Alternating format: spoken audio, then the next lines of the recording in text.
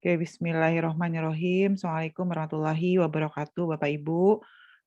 Ini adalah pertemuan pertama kita dengan saya untuk mata kuliah kependudukan dan lingkungan hidup.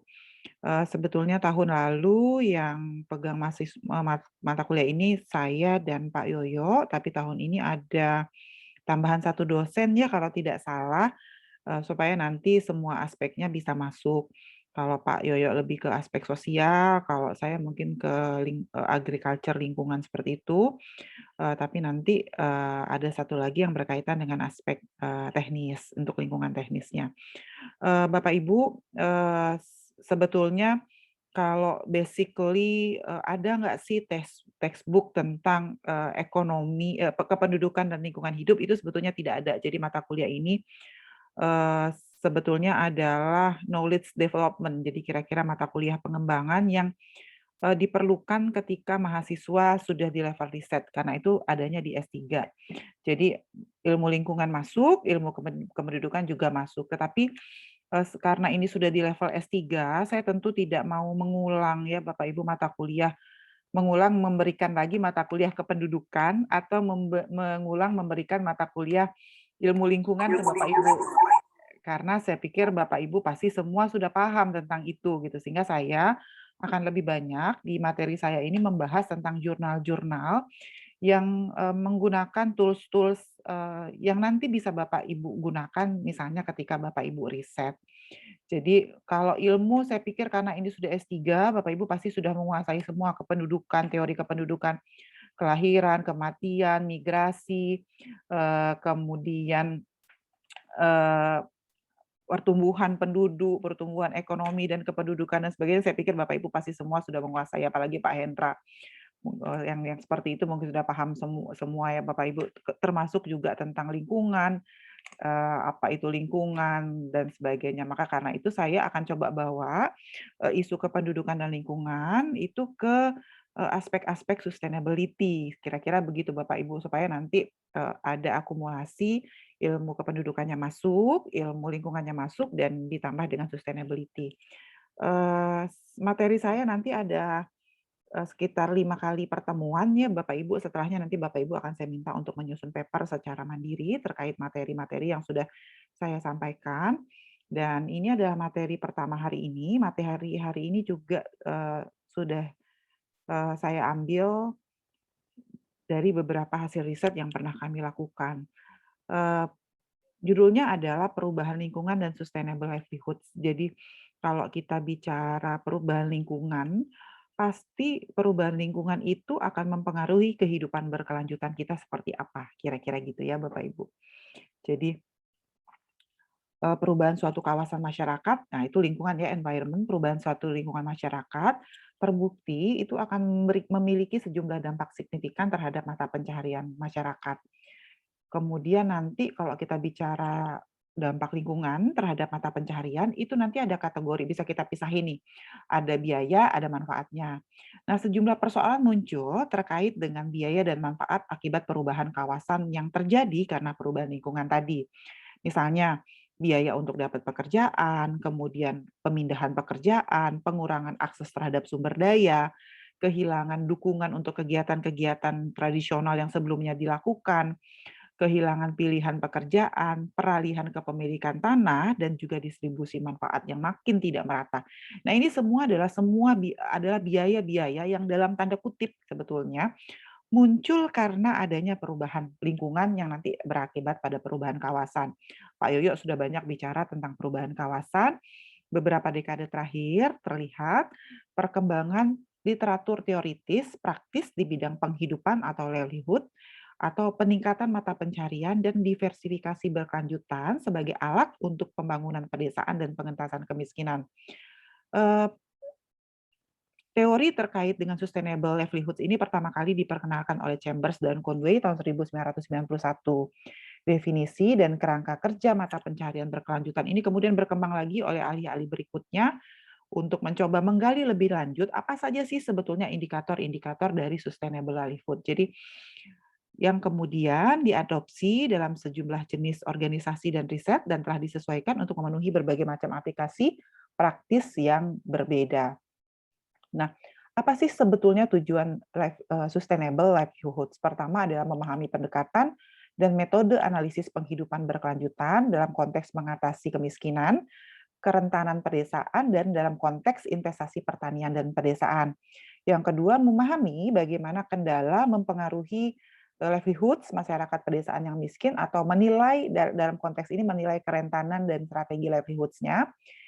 Kemudian memahami peran dan dinamika institusi pedesaan, dan yang terakhir adalah menyediakan lingkungan yang memungkinkan untuk melanjutkan livelihoods di pedesaan yang berkelanjutan didukung dengan adanya pertumbuhan ekonomi. Itu ada tujuan dari model sustainable livelihoods yang dibangun oleh ahli-ahli tadi. Nah, mengapa analisis sosial ekonomi dan livelihoods yang diperlukan? Pertama, karena analisis sosial ekonomi dan livelihoods ini penting untuk memberikan wawasan tentang realitas pedesaan itu seperti apa. Yang kedua, berkontribusi pada desain investasi pembangunan pedesaan yang lebih realistis, yang berpusat pada rakyat, lalu meningkatkan dampak intervensi pada mata pencarian masyarakat untuk mencapai SDGs. Benefit to the poor are not contingent on amount, but on appropriateness of investment. Jadi manfaat bagi orang miskin itu tidak tergantung pada jumlah dari investasinya, tapi sesuai atau enggak, kira-kira gitu. Nah, berdasarkan definisi dan telaah teori tadi, livelihoods itu sebetulnya adalah kemampuan dari aset atau sumber daya material sosial dan aktivitas yang diperlukan untuk sarana kehidupan. Livelihoods dikatakan berkelanjutan jika dia livelihoods, jadi dikatakan apa sih syarat keberlanjutannya? Jika mampu mengatasi dan pulih dari tekanan dan guncangan, memelihara dan meningkatkan kemampuan aset, jadi kondisi saat ini tanpa merusak sumber daya alam. Itulah jadi makna dari livelihoods yang berkelanjutan. Nah, ada beberapa prinsip inti dari livelihoods. Yang pertama, dia berpusat pada orang. Jadi untuk bisa mencapai livelihoods itu penggeraknya adalah orang, manusia gitu ya. Kemudian diterapkan secara holistik. Karena dia holistik, maka nanti akan ada prinsip kemitraan di mana antar organisasi, antar individu atau antar unit itu akan ada prinsip kemitraan. Kemudian livelihood itu sifatnya dinamis, dia berubah-ubah terus, membangun di atas kekuatan orang miskin tadi ya. Jadi harapan kita supaya orang-orang kan kalau kalau pendapatan menengah ke atas kita sudah tidak cerita lagi livelihoods-nya, tetapi justru livelihood itu biasanya dibicarakan ketika penduduk ada dalam kondisi rentan. Makanya biasanya dibangun dasar analisisnya tuh orang-orang yang miskin atau rentan, kemudian menghubungkan konteks mikro dan makro dan berfokus pada konsep keberlanjutan. Nah, ini adalah livelihood asset yang dikembangkan oleh Stoner tadi. Ini livelihood asset. Jadi ada 5 Bapak Ibu livelihood asset wilayah pedesaan itu. Ada human capital, ya, jadi SDM kira-kira gitu. Ada natural capital, sumber daya alam. Ada financial capital, lalu ada physical capital, dan ada social capital. Kalau natural capital itu sumber daya alam yang memang betul-betul hadir sendiri tanpa diciptakan. Tapi kalau physical capital itu diciptakan. Misalnya nih bendungan, irigasi, lalu jembatan, lalu jalan, itu masuk dalam physical capital.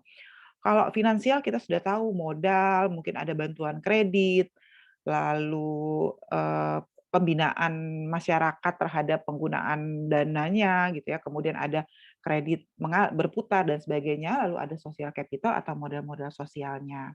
Nah, mengapa kita harus fokus pada saat kita bicara livelihoods, maka pertama kali yang harus kita gali itu adalah livelihood asset. Kenapa livelihood asset? Karena kemampuan orang untuk keluar dari kemiskinan itu adalah bergantung dari aset ke aset. Jadi aset yang akan menjadi penggerak. Kemudian penghidupan atau livelihood dipengaruhi oleh keragaman dan jumlah aset serta keseimbangan antar aset. Jadi tadi disampaikan bahwa kita punya 5 aset yang harus kita bangun. Kita nggak bisa hanya mengandalkan modal sosialnya kuat nih gitu. Sumber sumber toleransinya bagus, kerjasamanya baik, tapi tidak punya modal finansial, maka tetap nggak bisa jalan. Jadi keseimbangan antar aset itu juga penting. Yang ketiga adalah aset itu akan membantu opsi penghidupan. Apa saja sih alternatif yang bisa dibangun gitu ya terkait dengan aset-aset yang tersedia, alternatif pekerjaan yang bisa dibangun, dan aset itu bisa diubah menjadi hasil penghidupan. Jadi nanti aset-aset kemudian bisa membuka pekerjaan dan akhirnya bisa jadi hasil penghidupan masyarakatnya. Nah, Ini adalah, apa sih yang dilihat gitu ya dari human capital. Misalnya yang dilihat dari human capital itu secara teori adalah labor capacity-nya, apakah dia terdidik atau tidak terdidik, apakah ada batasan terhadap keahlian masyarakatnya. Natural capital itu apa? Nggak punya lahan misalnya, kemudian akses untuk menggunakan sumber daya bersamanya tidak ada. Jadi misalnya untuk kalau di desa itu ada tanah-tanah yang hak ulayat ya, nah tanah-tanah hak ulayat itu, nanti nggak bisa dipakai oleh masyarakat karena sudah dikuasai oleh private, sektor dengan private property-nya misalnya. Itu, terkait dengan natural asset. Lalu ada financial capital berkaitan dengan kredit, dengan upah, lalu ada physical capital tadi suplai air, perumahan, ada saluran komunikasi, lalu ada social capital, itu adalah status sosial masyarakatnya kayak apa sih? Kemudian ada nggak sih kalau sekarang isu-isu internasional tuh, ada nggak sih diskriminasi terhadap wanita gitu ya? Ada nggak sih kaitan antara satu keluarga dengan keluarga yang lain, dengan kerabat-kerabatnya? Kemudian ada nggak sih prinsip, tradisi bolak-balik saling bantu, kira-kira reciprocal exchange-nya ada atau tidak? Nah, ini adalah, pentagon livelihood-nya dan ini adalah komponen-komponennya jika kita akan melaksanakan riset. Nah nah, komponen aset-aset ini sebetulnya akan dipengaruhi oleh kerentanannya.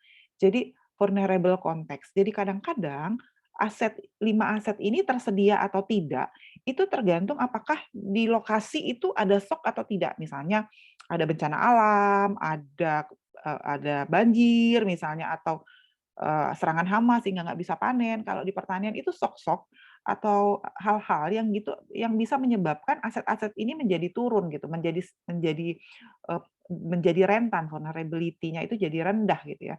Kemudian tren perubahan, produk yang dihasilkan seperti apa, perubahan iklim, itu semua akan mempengaruhi, jadi tingkat kerentanannya akan mempengaruhi situasi asetnya, kemudian situasi asetnya kemudian nanti akan bisa mempengaruhi tingkat kerentanannya. Jadi dia seperti siklus.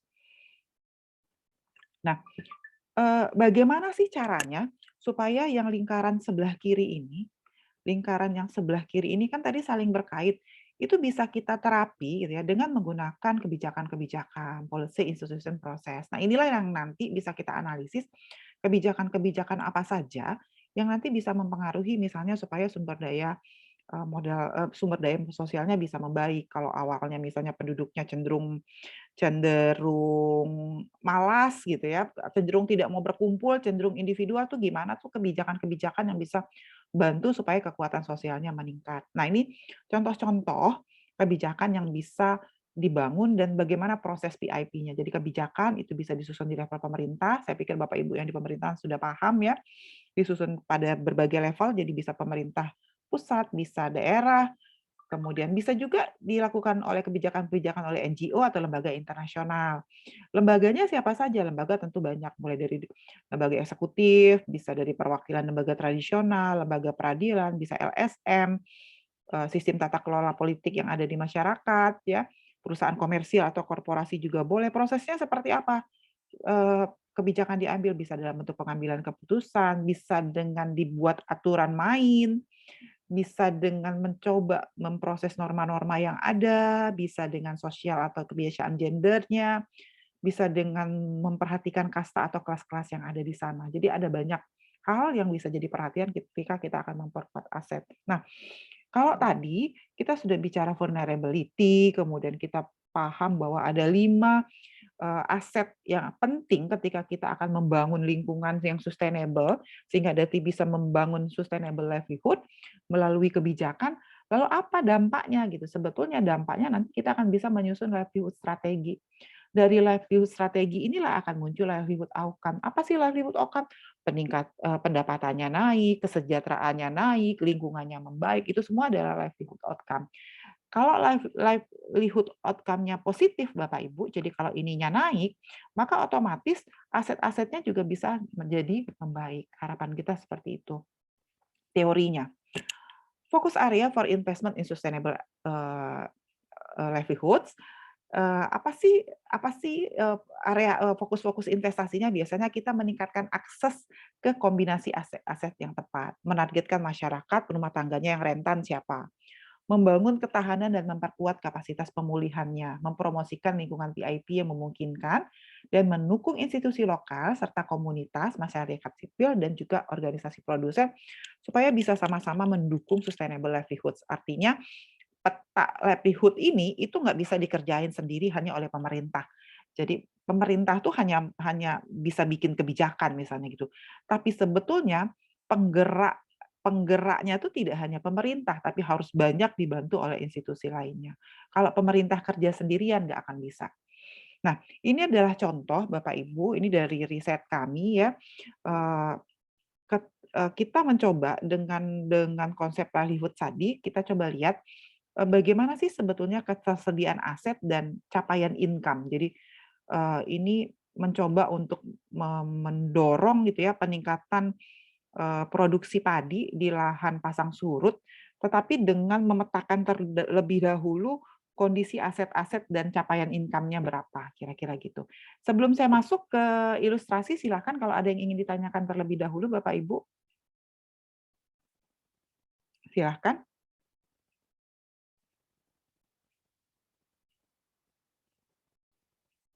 Ada yang mau tanya? Bu Nila silakan. Ya, silakan.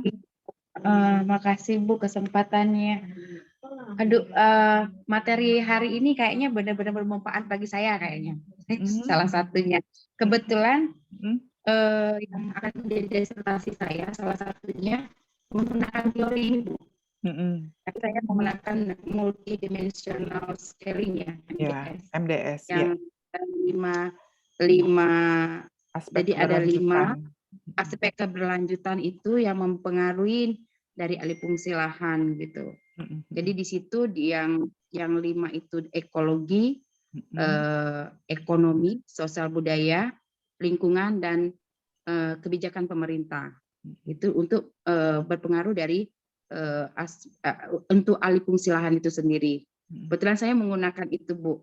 Berarti dari teori yang Ibu terapkan tadi, untuk perhitungannya itu berarti bisa menggunakan SPSS ya Bu ya, gitu.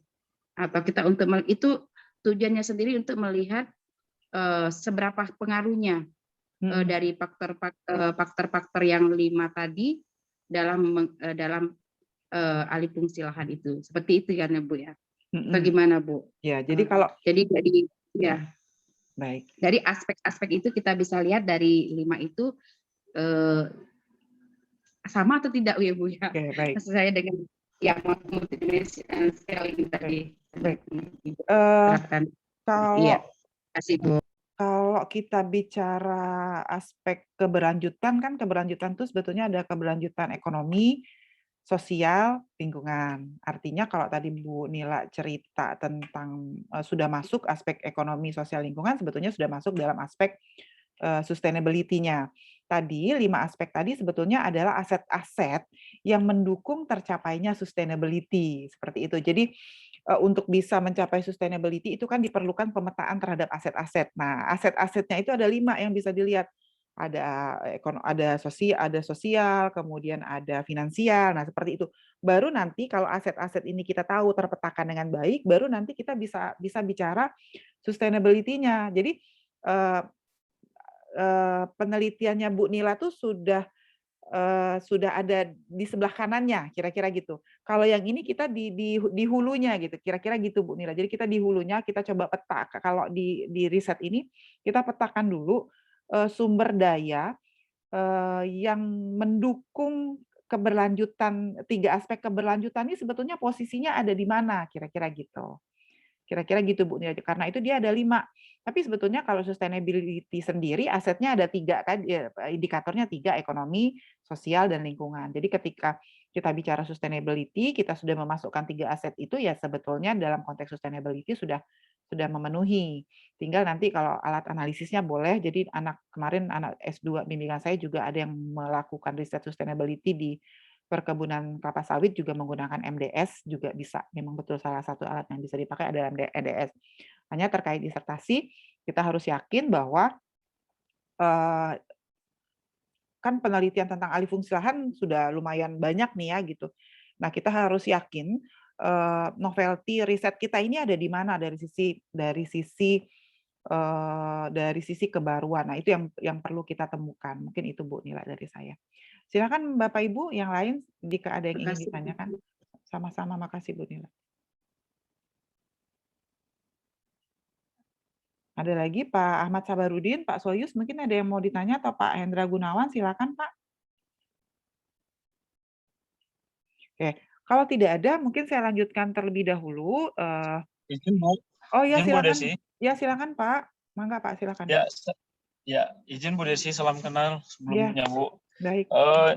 Seperti halnya Bu Nila, mungkin ini juga materi ini juga sangat berkaitan dengan disertasi saya nanti Bu, karena keterkaitan dengan ekologi, ekonomi, sosial, budaya terhadap operasional sebuah pelabuhan baru Bu. Jadi mungkin materi ini akan saya jadikan sub di disertasi saya nanti Bu. Mungkin nanti ke depan saya mungkin bisa konsultasi lebih dalam ke Bu Desi Bu. Mungkin Boleh itu aja Pak, Bu, makasih. ya, boleh Pak, boleh. Tapi catatannya Terima kasih. juga saya juga masih belajar Pak sebetulnya. Jadi saya juga masih belajar melalui riset-riset. Jadi kalau Siap, dibilang Bu. ahli juga belum gitu. Nggak apa-apa Pak, nanti kita sama-sama. Jadi kita Ya, sharing. sekalian Bu, misal ada jurnal, ada penelitian tentang operasional atau pembangunan sebuah fasilitas umum mempengaruhi ekologi, ekonomi ini dan sosial budaya tadi, mungkin bisa di-share dengan kami Bu. Oke baik. Ini untuk Ya, siap. Tanjung Carat ya Pak? Bukan Bu, Sri Menanti Karangbaru Bu. Oh, oke. Penyeberangan Sri Menanti Karangbaru. Oh, oke Ya. baik. Oke baik. Siap, terima kasih Bu. Baik Pak, makasih sama-sama, terima kasih Pak.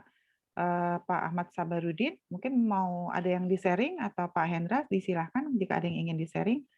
Nggak apa-apa ya. Baik. Oh, Terima Pak. kasih Silakan Pak. atas kesempatannya. Jadi kalau kita lihat dari awal teori yang disampaikan tadi ini memang sangat menarik khususnya untuk kita mengangkat. Apalagi salah satu persoalan yang terjadi di daerah khususnya secara khusus dan juga Indonesia pada umumnya. Karena menyangkut masalah kemiskinan ini tadi. Ini yang menjadi persoalan hampir di Sumatera Selatan juga ini karena Sumsel ini masuk hampir ranking ke 5-6 dari bawah ini. Daerah termiskin di Indonesia padahal kita daerah yang kaya, ini kaya nomor 5 di Indonesia. Sama juga di kabupaten, di pengalaman saya dan juga beberapa daerah di kita di Sumsel, di Muba ini paling tinggi, Lahat juga termasuk dulu Musirawas ya dari ranking keberapa? 6 dari bawah ini kan kemiskinannya. Nah, di mana kira-kira kita ingin mengkonekkan, menghubungkan antara teori kita ini dengan praktek kita di lapangan. Karena demikian banyak teori yang ini dan saya artinya belajar lagi teori ini ya mudah-mudahan dengan teori yang ada ini suatu saat bisa mengimplementasikannya lebih tajam lagi artinya. Baik. Terima kasih Bu. Baik, terima kasih Pak. Jadi bagus banget Pak. Jadi kalau pertanyaan birokrat dan praktisi itu berbeda ya Pak. Jadi pertanyaannya itu pasti ini bisanya dipakai buat apa gitu ya Pak. Kira-kira gitu. Jadi gini Pak, teori yang kita pakai tadi tentu ketika selesai analisis nggak bisa diapa-apain kalau ternyata kita tidak merumuskan, tidak bisa memunculkan kebijakan yang memang detail. Jadi sekarang ini memang kami mengakui gitu sebetulnya di perguruan tinggi itu banyak sekali riset-riset, tetapi terkadang riset kami itu ternyata ketika menarik implikasi kebijakannya tuh biasa banget gitu Pak. Jadi sebetulnya tanpa riset orang-orang birokrat dan praktisi sudah tahu dengan itu. Kadang-kadang gitu Pak. Jadi alat analisisnya tuh canggih-canggih gitu, tapi ternyata pada saat masuk ke implikasi kebijakannya tuh malah nggak tajam gitu kan. Jadi sebetulnya Pak harapan saya gitu ketika kami mencoba melakukan riset ini kan kita coba petakan nih kalau di yang hasil riset kami ini kita coba petakan oh kalau dipasang surut itu kondisi irigasi aset irigasi itu sebetulnya nilainya berapa sih Pak. Nah, sehingga nanti kita tahu kebijakan-kebijakan mana yang harus didahulukan yang jadi prioritas seperti itu Pak. Sebetulnya artinya apa? Seperti tadi saya sampaikan, teorinya kan ada 5 tuh. Nanti Oke. analisisnya bisa macam-macam. Tadi Bu Nila menggunakan MDS boleh, pakai scoring boleh, kadang-kadang kita bisa juga pakai AHP boleh, pakai Delphi boleh, alatnya banyak Pak gitu.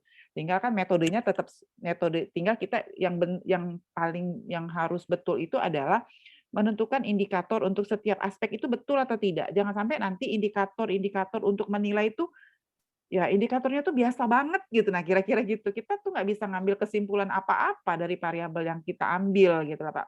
Kenapa? Karena seringkali riset-riset itu dilakukan ya maaf maaf kata hanya mindahin dari satu jurnal, dari satu ngambil dari jurnal, mindahin dari satu lokasi ke lokasi yang lain sehingga jadi tidak spesifik dan nah itu yang kelemahannya kadang-kadang. Nah, harapan kita sebetulnya ke depan riset itu tidak seperti itu lagi. Ya, contohnya gini, saya masuk ke sini ya, Pak. Contohnya gini, Oke. ini adalah hasil riset kami misalnya nih, kalau tadi kan sebetulnya di dalam teorinya sendiri, ketika mereka menyusun, teori ini kan cuma sedikit sekali indikator human capital cuma 3, natural capital cuma 2 gitu ya, indikator-indikator untuk menentukan apakah natural capital itu nilainya bagus atau tidak. Tetapi kita coba di riset kita itu lebih rinci gitu ya, lebih rinci untuk menyusun, indikator-indikatornya tuh apa saja sih yang menentukan. Misalnya nih kalau untuk tenaga kerja kita lihat, karena dipasang surut itu kan, persoalannya Pak bukan hanya tenaga kerjanya ada atau tidak, cuma tersedia atau tidak. Jadi tenaga kerjanya banyak tapi nggak mau kerja di pertanian itu kan jadi masalah. Maka yang jadi indikator misalnya labor force availability-nya, ketersediaan, tenaga kerjanya tuh ada atau enggak sih sebetulnya, mau nggak sih kerja di pertanian. Nah, riset ini sekarang sudah ditindaklanjutin dengan melihat, minat petani. Jadi sekarang kita sedang riset minat petani untuk tetap kerja di pasang surut itu kayak apa sih untuk berbagai komoditi. Jadi untuk padi, untuk sawit, untuk karet, itu kita coba lihat. Karena di pasang surut itu sekarang kendalanya adalah tenaga kerja. Lalu tingkat pendidikannya bagaimana, lalu tingkat partisipasi, angkatan kerjanya seperti apa, kesehatan, eee, dapat pendidikan, formalnya seperti apa sih, training-training formal ya Bapak yang diselenggarakan oleh pemerintah, lalu training informalnya seperti apa. Nah dari sini misalnya kita tuh tahu loh ternyata ini kan, ada 2 jenis produk yang diamati di pasang surut ini, ada petani yang menghasilkan benih, kemudian kalau di pasang surut itu ada petani yang menghasilkan beras. Jadi kita coba bandingkan, ketersediaan sumber daya kalau si petani menghasilkan benih padi sama si petaninya menghasilkan beras. Dan ternyata persoalannya mirip kalau di pasang surut itu, ketersediaan tenaga kerja tuh yang rendah. Nah ini yang perlu kita maintain. Karena itu, karena ketersediaan tenaga kerjanya ini rendah, maka sekarang kita coba lakukan riset, berarti kan kita harus me-manage bagaimana tenaga kerjanya bisa tersedia, seperti itu kita coba lakukan riset terhadap minat petani untuk meneruskan usaha tani padi, karet, dan sawit, itu yang pertama dilakukan supaya nanti kebijakannya tuh memang betul-betul jalan. Seperti itu, Pak. Lalu ini juga ya, labor force participation-nya juga rendah, tetapi tingkat kesehatannya baik, padahal sudah dikasih training, bahkan teknik informal sudah diberikan, tetapi ternyata, training-training yang diberikan secara informal terkait dengan pertanian itu tidak merubah mindset untuk mau kerja di pertanian, kayak gitu. Kalau dari sisi nah ini kan bisa jadi jalan untuk bisa menentukan kebijakan ke depannya seperti apa. Gitu, Pak. Yang kedua adalah sumber daya alam, status lahan, kemudian indeks pertanaman, ketersediaan sumber daya. Jadi ada, ini kepemilikan lahan maksudnya ya, land status, kemudian ketersediaan sumber daya lahan, ketersediaan air, kemudian, faktor, sumber daya pendukung lain. Nah, persoalannya adalah di mana? Indeks pertanamannya rendah. Jadi indeks pertanamannya masih rendah, jadi belum banyak. Memang kalau dipasang surut sudah ada yang bisa 3 kali, tapi itu tidak semua bisa 3 kali gitu ya. Jadi kalau kalau di daerah Telang itu rata-rata sudah bisa 2 sampai 3 kali, tapi belum semua, seperti itu. Nah, jadi indeks pertamanya juga masih rendah. Lalu dari sisi sosial apa yang harus kita perbaiki? Oh, sosialnya ternyata baik. Petani-petani di pasang surut itu ternyata mungkin karena mereka rata-rata adalah petani pendatang dan sebagian besar etnisnya Jawa, sehingga memang sosial capital-nya sangat kuat. financial source apa yang menjadi persoalan? Oh ternyata sumber income variatif income-nya rendah, berarti mereka memang sebagian besar mengandalkan pada usaha tani padi. Itu untuk yang menghasilkan benih padi. Tapi kalau yang menghasilkan beras itu moderat. Nah ini kemudian simpanan, peluang untuk dapat pinjaman dari pemerintah, kesempatan untuk dapat pinjaman bank. Nah ini yang persoalan nih, loan repayment rate-nya rendah. Jadi mereka punya kesempatan untuk dapat pinjaman, tapi pengembaliannya mungkin agak agak susah gitu. Ini kekurangan petaninya. Nah, ini kan bisa jadi dasar untuk menyusun kebijakan. Lalu physical resource itu kondisi drainasenya, apakah ada mekanisasi, infrastruktur jalannya seperti apa, tuh dilihat satu-satu. Tapi ternyata kalau kita lihat fisikal, semua dipasang surut itu rata-rata semua sudah dalam kondisi moderat dan moderate ke high kira-kira gitu. Nah, dengan satu ini saja gitu ya, sebetulnya dengan MDS nanti akan keluar lagi. MDS bisa ngeluarin kalau kata Bu Nila tadi dengan ini nanti datanya bisa juga masuk ke MDS sebetulnya. Nanti dia bisa keluarkan yang mana yang bisa didahulukan atau dengan DLV gitu ya, itu bisa dia keluarin. Dari sekian banyak faktor ini mana yang mempengaruhi. Nah, ini adalah beda sih kalau ini hanya apakah ada perbedaan kondisi sumber daya ya, indeks daya saing ya antara petani yang menghasilkan benih sama petani yang menghasilkan beras. Oh, ternyata memang beda banget antara petani yang menghasilkan beras dengan petani yang menghasilkan benih. Petani yang menghasilkan benih itu ternyata nilai indeks daya saingnya itu justru lebih baik daripada petani yang menghasilkan beras, kira-kira gitu. Nah, ini juga bisa jadi dasar untuk menyusun kebijakan, Bapak Ibu. Nah, ini kalau kita petakan beda indeks daya saing ya antara petani ya, dipasang surut yang menghasilkan beras dan menghasilkan benih. Nah, ini adalah beberapa sumber bacaan. Tadi ada yang Pak Zoyus tadi bertanya ya, sumber bacaan yang nanti bisa dipakai ketika Bapak Ibu ingin menganalisis lebih lanjut terkait dengan bagaimana melakukan analisis dengan menggunakan konsep sustainable livelihood yang tadi saya sampaikan. Demikian Bapak Ibu, silakan kalau ada yang ingin bertanya lagi terkait materi saya.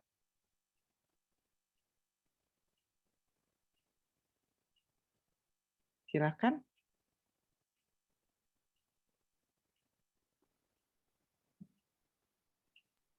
Baik, terima kasih Bu. Iya, silakan Ya, Pak. jadi kalau kita lihat ini dari 5 aset ini aja yang harus kita petakan, sehingga nanti dari hasil apa yang diperlihatkan tadi, dari demikian banyak, katakanlah satu saja masalah tenaga kerja aja kita lihat demikian, dan nantinya bisa untuk mengambil satu kebijakan ke depannya. Betul. Kalau ini memang ya connect nantinya dengan dengan pengambil kebijakannya artinya kan nanti. Ya ini yang kita harapkan ke depan artinya, sehingga kita bisa memecahkan, mencari solusi dan bisa apakah ini mengentaskan kemiskinan kalau memang kita secara paralel artinya mengikuti. Tapi ya sampai kondisi sekarang kan kita dalam mengambil satu kebijakan apapun kan ya nggak melihat ini kan Ya, karena betul. tantangan kita. Ya, Mudah-mudahan nanti Ibu Nila, Pak Soyus, Pak Sabarudin ini kalau jadi ini nanti setelah tamat ini bisa menggunakan ini ngambil kebijakan. Kalau udah orang-orang hebat ini. Nah, saya udah pensiun ini Bu. Jadi ya, menarik sekali Bu. Terima kasih Bu. Ya, Jadi baik. ilmu. Ya, terima kasih. Baik Pak, baik Pak. Jadi Ya. terima kasih Pak. Jadi apa yang saya sampaikan sebetulnya hanya sharing saja dari apa yang kami jalankan gitu ya Pak. Jadi tapi memang sebagai akademisi saya mengakui gitu Pak, bahwa kadang-kadang ada misselink antara hasil riset yang dilakukan oleh para akademisi dengan kebijakan yang diambil oleh birokrat dan praktisi. Jadi memang betul-betul untuk bisa merumuskan kebijakan itu secara tepat itu memang perlu duduk bersama, kira-kira gitu ya Pak ya. Cuma kadang-kadang pada saat kita harus merumuskan kebijakan, deadline-nya sudah tinggal seminggu lagi atau 2 minggu lagi, jadi sudah tidak sempat lagi ada celah untuk konsultasi dan sebagainya. Kadang-kadang juga kita pada saat bekerja itu kami memahami gitu kan bukan luar biasa hektik dengan segala macamnya itu dan harus selesai tepat waktu dan sebagainya. Itu juga kadang-kadang yang jadi kendala kita. Jadi kadang-kadang kita paham bahwa prosesnya tidak harus seperti itu gitu ya, artinya kita harus konsultasi dan sebagainya dalam merumuskan kebijakan, tapi kadang-kadang kita ditempatkan dalam situasi kelembagaan, pada gangguan kelembagaan yang membuat kita tuh menjadi tidak bisa bertindak ideal, kira-kira gitu kali ya Pak, kalau di birokrat itu. Mungkin Bu, Silakan Pak. mungkin sedikit menambah kan Bu, kalau ngomong apa kebijakan berarti kan Bu, tadi kan ada ini ya, ada birokrasi, kemudian politisi dengan komisi satu lagi kurang politisi Bu. Betul. Politisi ya, karena kan suatu kebijakan diambil nanti kan pada akhirnya kan Bu, ya kita memutuskan suatu kebijakan pasti akan akan kita sampaikan juga ke politisi. Betul. Nah kadang-kadang berbeda Bu. Apa yang kita Betul. inginkan yang kita sampaikan kadang-kadang dengan politisi itu tidak akan sama, tidak akan bisa sinkron dengan mereka. Contoh beberapa kebijakan misalkan ya, kita berharap selama kita kan hanya membangun Bu ya, membangun suatu fisik kegiatan, bangun jalan, bangun apapun bentuknya. Tetapi ketika kita mengusulkan bahwa itu harus ada pemeliharaannya Bu, kemudian politisi itu agak sulit. Makanya kalau kebijakan itu harus ada 3 rasanya. Saya politisi juga harus, kalau enggak ada politisi juga akan bisa approve oleh mereka. Baik. Suatu kebijakan ya. Itu pendapat saya. Baik. Setuju Pak, setuju Pak. Jadi sebetulnya kalau gitu kita bisa bikin novelty baru nih Pak. Dia tidak jadi pentagon lagi asetnya. Jadi asetnya justru jadi harusnya nambah 1 political asset. Kira-kira gitu. Sehingga dia jadi pentagon helix kira-kira gitu ya. Jadi helix dia jadinya. Jadi pentahelix bukan pentagon. Jadi pentahelix Pak karena di dalamnya ada politika. Ini bisa jadi novelty Pak. Bukankah pada saat kita menyusun perencanaan pembangunan juga kan ada teknokratis, ada pertimbangan teknokratis, ada pertimbangan politis, top down, bottom up, kan gitu ya Pak ya. Jadi dan artinya sebetulnya ini bisa jadi novelty juga mungkin buat riset saya ke depan. Oh saya berarti harus masukin juga political asset di dalam 6 itu menjadi pentagon helix dan nanti artinya di riset ke depan itu harus melibatkan juga teman-teman dari sosial politik karena saya nggak paham bagaimana saya bisa memetakan aset-aset sosial politik. Menarik Pak, makasih Pak masukannya. Betul Pak. Baik. Ada lagi Bapak Ibu? Baik, kalau tidak ada, mungkin saya sudahi kuliahnya sampai di sini. Jadi kalau untuk S3 mungkin peran dosen itu sebetulnya tidak perlu terlalu banyak Bapak Ibu. Kalau S3 itu 90% mahasiswa, 10% dosen, sebetulnya seperti itu. Jadi saya hanya coba untuk men-trigger Bapak Ibu bahwa sebetulnya riset-riset kependudukan dan lingkungan itu bisa dilakukan dengan berbagai alat analisis, bisa dilihat dengan berbagai sudut, berbagai sisi. Nanti untuk ke depan saya juga akan masukkan tool-tool alat analisis yang lain yang nanti bisa jadi ya semoga bisa bermanfaat untuk riset Bapak Ibu atau paling tidak ketika nanti Bapak Ibu mengaplikasikan di bidang pekerjaan masing-masing. Terima kasih banyak atas perhatiannya Bapak Ibu. Saya tutup kuliah kita hari ini. Mohon maaf lahir dan batin. Wassalamualaikum warahmatullahi wabarakatuh. Terima kasih Bapak Ibu. Saya langsung ending. Baik. Nanti video perkuliahan akan saya upload di e-learning juga, nanti bisa disimak kembali. Terima kasih. Saya tutup. Waalaikumsalam. Salam.